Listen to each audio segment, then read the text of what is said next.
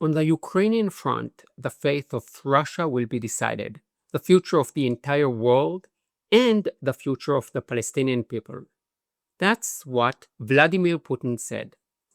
One sentence that connects two wars that, at first glance, seems completely unrelated: Russia's invasion of Ukraine and the war of Hamas and Iran against Israel. But it is not just Ukraine and the Palestinians whose future are intervened. According to Putin, the whole world is. At first, it may sound like an exaggeration, just another politician's dramatic statement. But Putin knows exactly what he's talking about. To understand Putin, you first need to understand why the West doesn't understand him, doesn't listen to him, or better say, doesn't want to listen. Let me summarize the 20th century in 3 sentences. You can think of the 20th century as a war between 3 powers: Western democracies, Nazism, and communism. In World War II, the communists and liberal democracies defeated the Nazis. Then, in the Cold War, the West defeated communism when the Soviet Union collapsed in 1989. And in the early 90s, the Oslo Accords were signed, and it even seemed like the never-ending conflict in the Middle East might finally be resolved. There's a famous essay that sums this up. Anyone who studied political science knows it. It's Francis Fukuyama's The End of History. The Soviet Union had collapsed. Everyone agreed that democracy was the right way forward. Who wants wars anymore? Wars are bad. Fukuyama claimed that history had reached its endpoint. Liberal democracy had won, and from now on, everything would be fine. And with the rise of the internet and cheap international flights, the world started feeling smaller, more accessible. Why go to war when you can listen to your favorite song on YouTube? This idea at the end of history was so appealing and comforting that many in the West became addicted to it. But not everyone around the world celebrated the West's victory. One figure who definitely didn't was Vladimir Putin. He began his career as a KGB agent.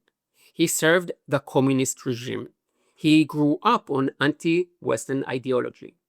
And watching his country collapse into chaos while the West thrived, that left a deep scar.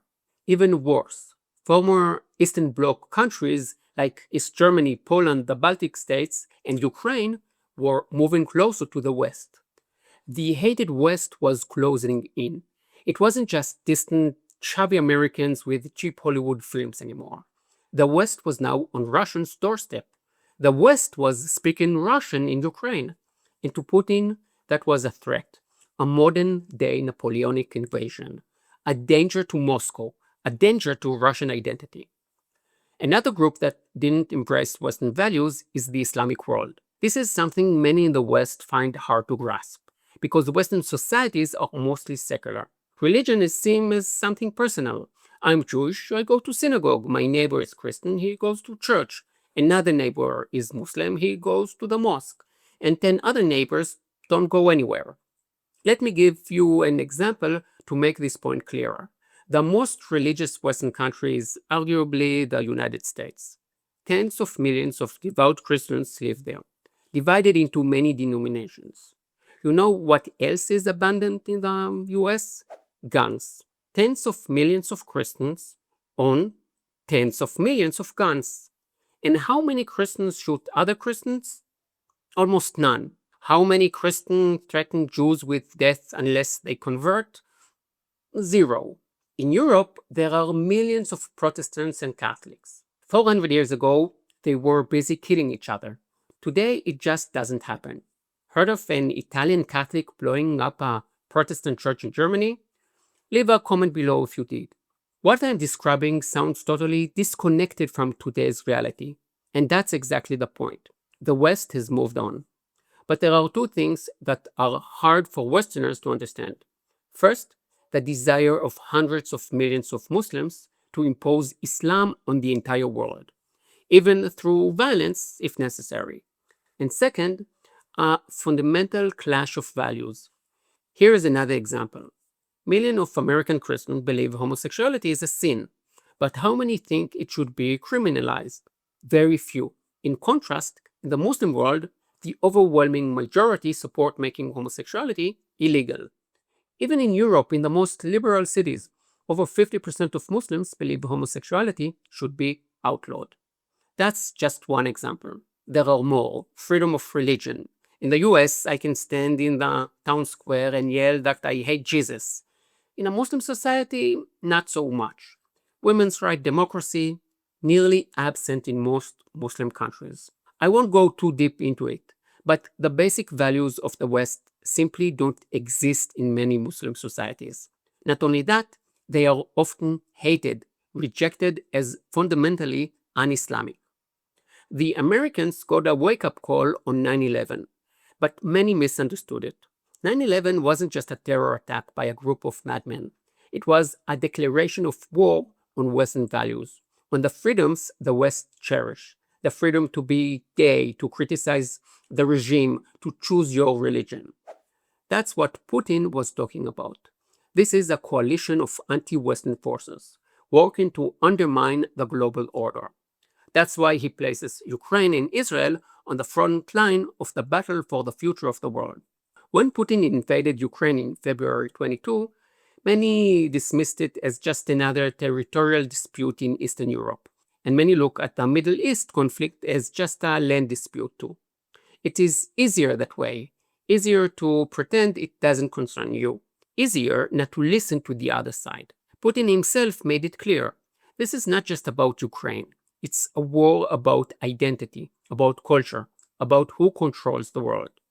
And this isn't just theory, it's backed by military cooperation. Russia used Iranian-made suicide drones in Ukraine, especially the Shahed 136 and Shahed 131. These are long-range drones that carry explosives and crash into their targets. Russia had launched hundreds of them at Ukraine cities, targeting electricity, water, and transport infrastructure, aiming to terrorize civilians. Is it really surprising that Iranian weapons are used by Russia to target Ukrainian civilians?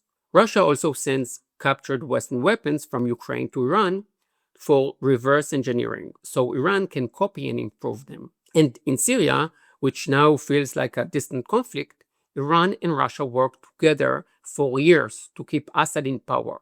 Together, they brutally crushed the Syrian people. The same thing is happening here. Hamas is the military arm of Iran's ideology, but it is also a pawn in Russia's game of global chess. After October 7 massacre, one of the worst atrocities of the 21st century, Russia didn't condemn Hamas. Instead, it blamed Israel, and it welcomed Hamas delegations to Moscow. And it doesn't stop with diplomacy. Russia realized it can burn the West through Gaza, stir up anti-Western unrest in the Muslim world, strengthen the anti-American alliance in every direction. Putin doesn't hide this alliance. He hosts Hamas in Moscow, strengthens ties with Tehran, supports Gaza, condemns Israel, not out of love for the Palestinians, but out of hatred for the West. Alongside the physical war, there is a war of perception, and Russia excels at it. It spreads propaganda via Telegram channels, bots, and social media. It amplifies every shocking video from Gaza and completely ignores the October 7 massacre. It partners with Iran's strategy, portraying Israel in the West as absolute evil. The goal is chaos, to turn Western societies against themselves. In many ways, Israel and Ukraine share the same fate. They are attacked not just over land, but for who they are. Ukraine is attacked because it wants to join the West. Israel is attacked because it symbolizes the West in the heart of the Middle East. This isn't just my opinion.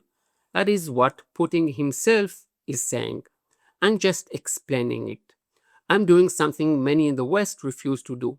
I'm listening. I'm really listening to the other side, to what they're saying. Please share this video with people who struggle to hear the other side. And don't forget to subscribe, leave a comment, and I will see you in the next video. Yalla bye.